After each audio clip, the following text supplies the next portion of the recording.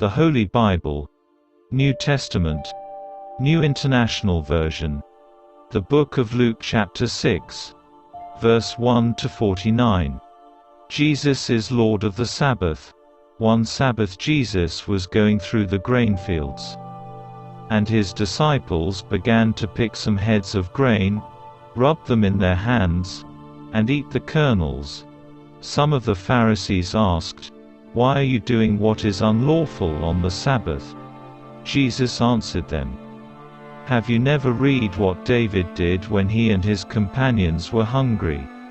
He entered the house of God, and taking the consecrated bread, he ate what is lawful only for priests to eat, and he also gave some to his companions." Then Jesus said to them, "The Son of Man is Lord of the Sabbath."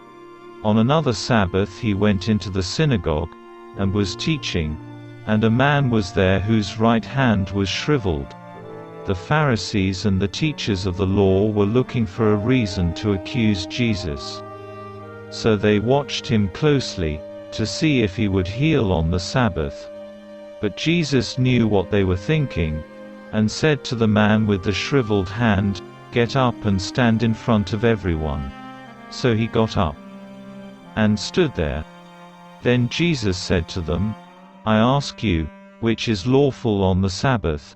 To do good, or to do evil, to save life, or to destroy it?" He looked around at them all, and then said to the man, "Stretch out your hand."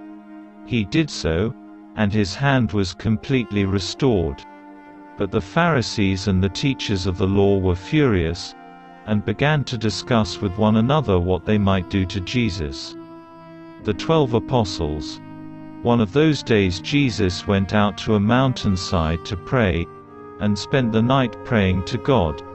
When morning came, he called his disciples to him, and chose 12 of them, whom he also designated apostles: Simon, whom he named Peter, his brother Andrew, James, John, Philip, Bartholomew, Matthew, Thomas, James son of Alphaeus, Simon who was called the Zealot, Judas son of James, and Judas Iscariot, who became a traitor. Blessings and woes.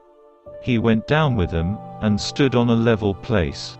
A large crowd of his disciples was there, and a great number of people from all over Judea, from Jerusalem, and from the coastal region around Tyre and Sidon, who had come to hear him, and to be healed of their diseases. Those troubled by impure spirits were cured. And the people all tried to touch him, because power was coming from him, and healing them all. Looking at his disciples, he said, "Blessed are you who are poor, for yours is the kingdom of God. Blessed are you who hunger now, for you will be satisfied. Blessed are you who weep now, for you will laugh. Blessed are you when people hate you, when they exclude you, and insult you, and reject your name as evil, because of the Son of Man. Rejoice in that day, and leap for joy, because great is your reward in heaven. For that is how their ancestors treated the prophets.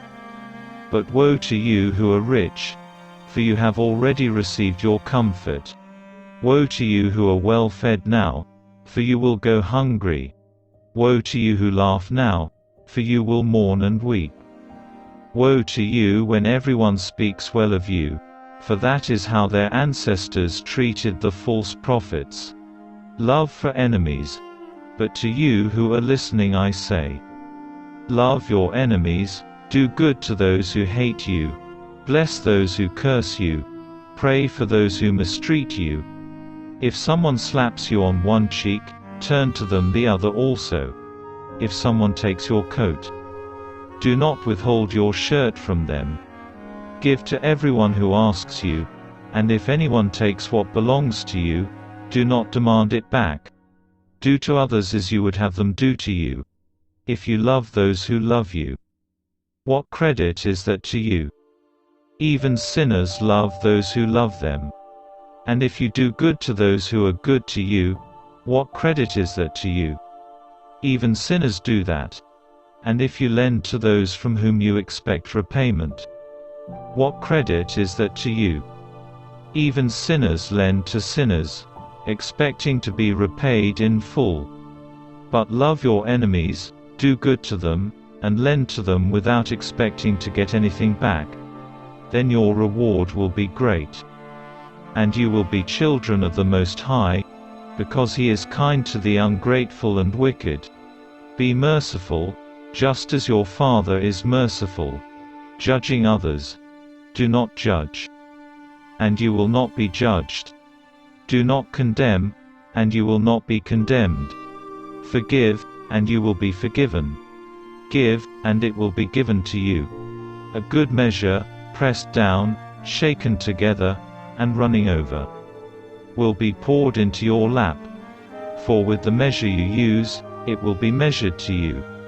He also told them this parable: Can the blind lead the blind? Will they not both fall into a pit? The student is not above the teacher. But everyone who is fully trained will be like their teacher. Why do you look at the speck of sawdust in your brother's eye, and pay no attention to the plank in your own eye? How can you say to your brother, Brother, let me take the speck out of your eye, when you yourself fail to see the plank in your own eye? You hypocrite, first take the plank out of your eye, and then you will see clearly to remove the speck from your brother's eye. A tree and its fruit. No good tree bears bad fruit, nor does a bad tree bear good fruit. Each tree is recognized by its own fruit. People do not pick figs from thorn bushes, or grapes from briars. A good man brings good things out of the good stored up in his heart, and an evil man brings evil things out of the evil stored up in his heart. For the mouth speaks what the heart is full of. The wise and foolish builders. Why do you call me, Lord, Lord, and do not do what I say? As for everyone who comes to me, and hears my words, and puts them into practice, I will show you what they are like. They are like a man building a house, who dug down deep, and laid the foundation on rock.